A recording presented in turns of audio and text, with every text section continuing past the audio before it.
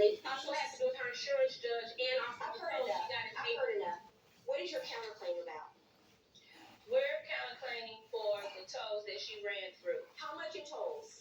The tolls come to $3,000 after the fines, because they're still racking up right now, because I haven't touched them. Because I What don't have the happened? money. The car was in your possession. Hand those to me. the toll. And hand me her proof that she paid the They didn't tolls. get it. You paid $3,000 worth of You never, tolls? you should have called. Damn, you paid $3,000 No, worth we have of tolls? $1.50. If I mispaid toll, she should, just like they did to No, give this car that should have came over there. Man. It happened in April. We got the car from when April time. And later, People don't give money to people they don't like. You're going through a divorce with her sister. Because of my children. plaintiff Latanya Townsend is suing her boyfriend's cousins for return of the money she paid for a car.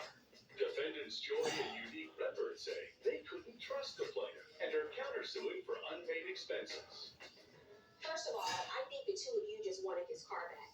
The plaintiff has pretty much been paying on time, maybe a day or two later. You countersued for $5,700.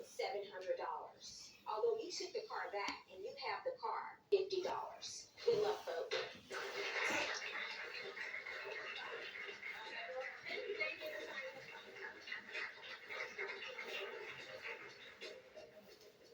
Plaintiff Yvonne Bernard is suing her brother-in-law for the return of a personal loan.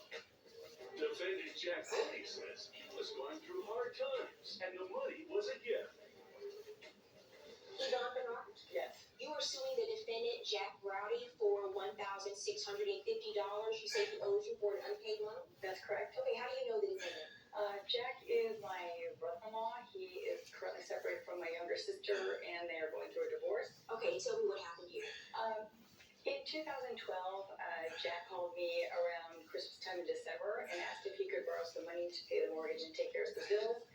At that time, he had custody of my niece and my nephew, and I wanted to help him, but I asked him, kind of knowing that we don't get along and knowing his history, how he would pay me back. And he said that he had an insurance check coming the second week of January. Okay, and you're saying that at no point did she say you had to pay her back? No. Okay, and you followed up with him, correct? I did. When January came along, I knew they were having a hard time. I didn't pressure him a lot at the beginning, but when it got into February, I started saying, Jack, did you get your check? I never got the money. And he said, well, I needed that check. I had to pay the mortgage, but I have some taxes that are going to come back. What check are you referring to? He said he was getting an insurance reimbursement in January. Were you expecting an insurance check or payment? Yes, but like And I did you said, get it? yes, I did. Well, how would she know that you were expecting an insurance check if you didn't tell her? She said to me, you haven't given me any money.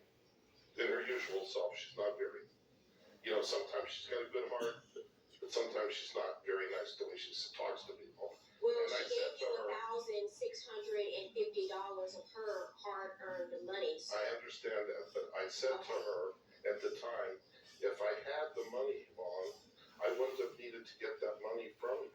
We're talking 2 or 3 weeks later. you're going through a She divorce gave with this her to sister. because of my children. Okay, Because and you're saying it was a gift. She's saying that it was a loan.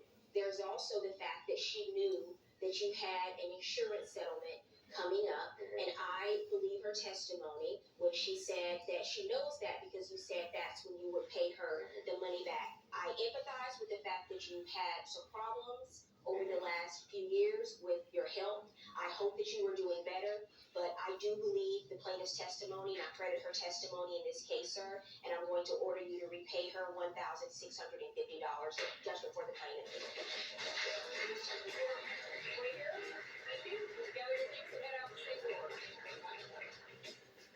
If you or someone you know has a dispute, don't take the law into your own hands. Let Judge Faith rule on it.